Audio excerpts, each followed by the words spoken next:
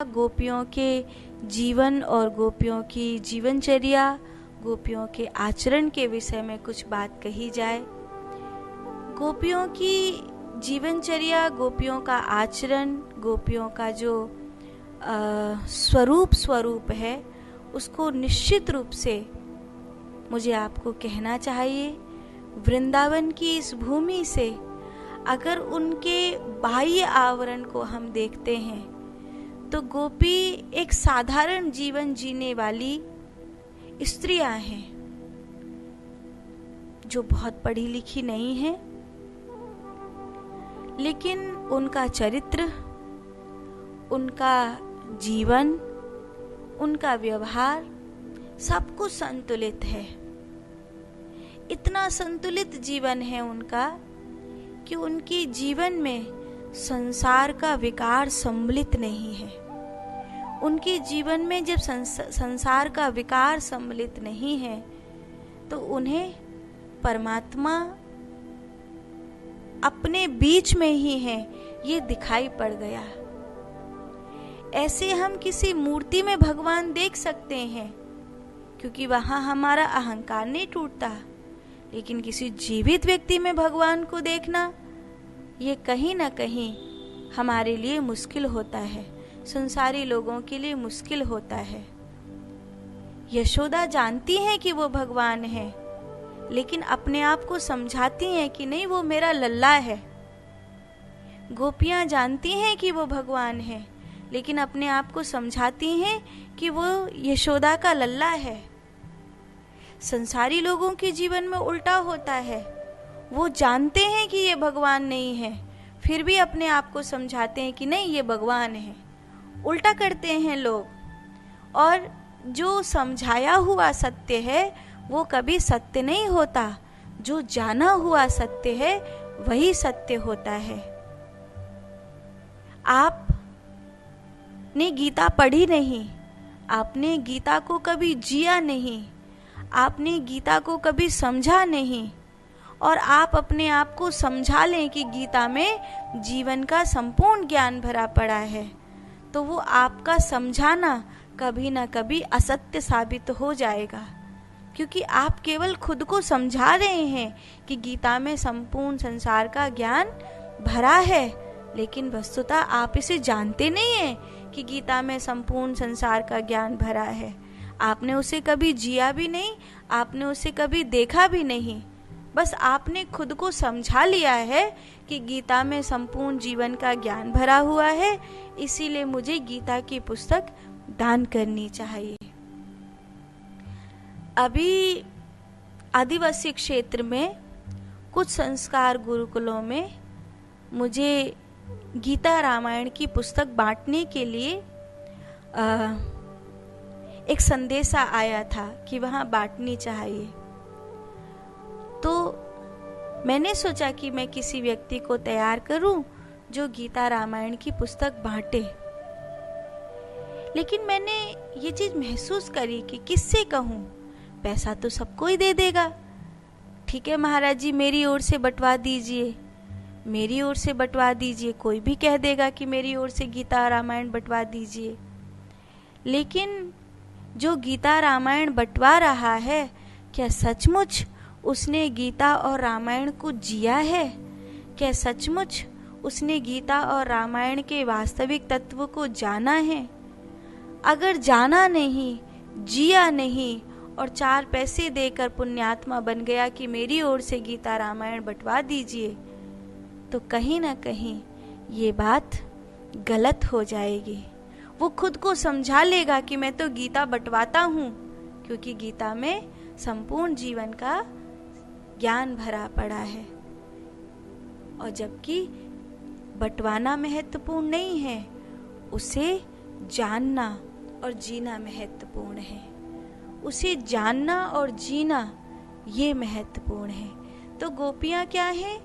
गोपियाँ वो जानती नहीं है कि गीता क्या है, पर वो गीता को जीती हैं। उन्होंने गीता को स्वयं में धारण किया है। वो जो कुछ भगवान कृष्ण ने अर्जुन को कहा है वो गोपियों के जीवन में स्पष्ट दिखाई देता है। सतोगुणी दान, सतोगुणी कर्म, सतोगुणी यज्ञ, सतोगुणी भोजन, सतोगुणी विचार, वो सब कुछ गोपियों में स्पष्ट दिखाई देता है। हम ये सब अपने ऊपर से थोपना चाहते हैं। आप इसको अपने ऊपर से थोपना चाहते हो तो ऊपर से थोपा हुआ कब तक चलेगा? एक दिन आप उससे कंटाल जाओगे, आप उससे ऊब जाओगे, और जब आप उससे ऊब जाओगे तो आप कहोगे नहीं, बहुत कर लिया, आप थक गए, और आप हार महसूस करोगे। जबकि ये तो सहज मिलना चाहिए। तो गोपियों की जीवनचर्या कैसी है? यमुना से जल भर कर लाना, गैयाओं की सेवा करना, गौ माता के दूध दही से अपने परिवार का पालन पोषण करना, गैया के गोबर से अपने घर को लीप पोत कर सुंदर बना करके रखना, यही उनकी रोज की दिनचर्या है, इससे ज्यादा कुछ नहीं। और इस दिनचर्या में फिर कृष्ण समाहित हो गए। कृष्ण का इनके घर माखन खाने के लिए जाना, अहीरों की बस्ती में जहाँ लोग कहते थे भगवान को भोग कैसे लगाएं, क्योंकि ये तो गोपालों की बस्ती है, अहीरों की बस्ती है, वहाँ भगवान को भोग कैसे लगाया जाए, इस बात के लिए प्रश्न उठाने वाले लोगों के बीच भगवान स्वयं आकर उनके घर भोग लगाने जाते हैं। होता तो ये है कि भक्त भगवान को भोग लगाने के लिए जाता है, पर यहाँ हुआ ये कि भगवान खुद भोग प्रसाद लेने उसके घर पहुंच गए। जब भगवान खुद भोग प्रसाद लेने उसके घर पहुंच गए तो एक उपाय तो ये था कि वो भगवान को पहचानते ही नहीं, लेकिन इन्होंने पहचान लिया कि वो भगवान है, जान लिया कि वो भगवान है, और फिर बाद में अपने आप को समझा लिया कि नहीं नहीं, नंद को छोरा है, नंद यशोदा को लाला है। अपने आप को ऊपर से समझा लिया, दुनिया को बताने के लिए समझा लिया कि नंद का छोरा है, और खुद के लिए ये जान लिया कि वो भगवान है। ऐसे ही दुनिया के लिए वो पत्थर की मूर्ति है। आप भी अपने आप को समझा सकते हैं कि नहीं नहीं, वो तो पत्थर की मूर्ति है, लेकिन आप जानते हो कि वो भगवान है। ये गोपियों की दिनचर्या है, यही गोपियों के जीवन का सत्य है, यही वो है जिसे जानने के लिए उद्धव आए थे। उद्धव ने खुद को समझा लिया था कि कृष्ण योगेश्वर हैं, कृष्ण भगवान हैं, लेकिन उद्धव जानते थे कि वो वसुदेव देवकी का पुत्र है।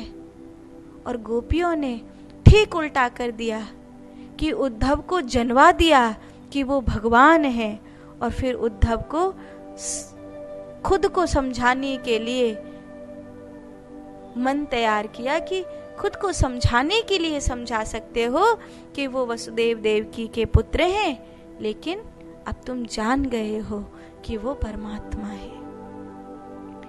बस इतनी ही सी बात तो थी जो 7 महीने में उद्धव को समझ में आई थी। वंदे नंद ब्रज स्त्रीणाम पाद रेणुम अभीक्ष्णसः यासाम हरिकथोद्गीतम पुनाति भुवनत्रयम्।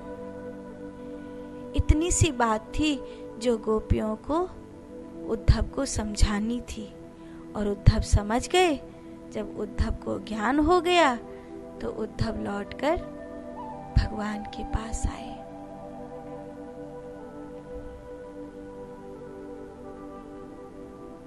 ऐसे तो हम जिसको प्रेम करते हैं उसको पाना चाहते हैं, उसको अपना बनाना चाहते हैं, उसे गुलाम बनाकर रखना चाहते हैं, उसको सदा अपनी बात मनवाना चाहते हैं। लेकिन गोपियों के जीवन में ये चीज ठीक उल्टी हुई। गोपियों के जीवन में यूं हुआ कि प्रेम तो अथाह किया, लेकिन अपना आपा दिया, उससे कुछ लिया नहीं। अपना आपा उसे पूरा दे दिया, उनसे कुछ लिया नहीं। गोपियों की दिनचर्या को अगर हम इसलिए जानना चाहते हैं कि हम गोपी बनना चाहते हैं, तो ये चीज जरूर समझनी होगी, जो सब कुछ देना जानती है लेकिन बदले में कुछ नहीं मांगती, वो गोपी है। समर्पण की उच्चतम अवस्था को गोपी कहते हैं।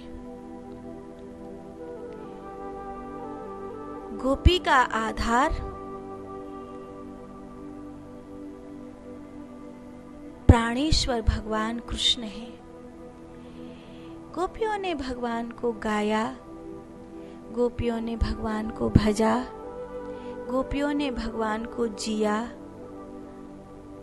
एक साधारण बेपढ़ी लिखी ग्राम की ग्राम बधूती होते हुए गोपियों को, जो कृष्ण गीता में अर्जुन को समझा समझा कर हार गए, उसे गोपियों में स्पष्ट देखा जा सकता है। इसीलिए गोपियों की भक्ति का दिया आज तक भी बुझाया नहीं जा सका। आज भी ब्रज धूलि से गोपियों के प्रेम को पहुंचा नहीं जा सकता। आज भी ब्रज की हवाओं से श्री राधा कृष्ण के नाम को मिटाया नहीं जा सकता। कोई वो उपाय नहीं है जिस उपाय से गोपियों के प्रेम को दबा दिया जा सके। इस प्रकाश को बुझाया नहीं जा सकता। इस प्रेम के गीत को अनसुना नहीं किया जा सकता।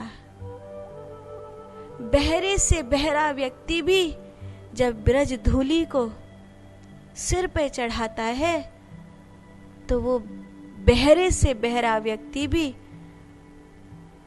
जन्मांध व्यक्ति भी, भोग विलासों में पूरी तरह से डूब चुका अतृप्त व्यक्ति भी उसे महसूस कर सकता है, जो गोपियों ने जाना था। उस परम तत्व को उसको महसूस कर सकता है। तो ये गोपियों का जीवन है।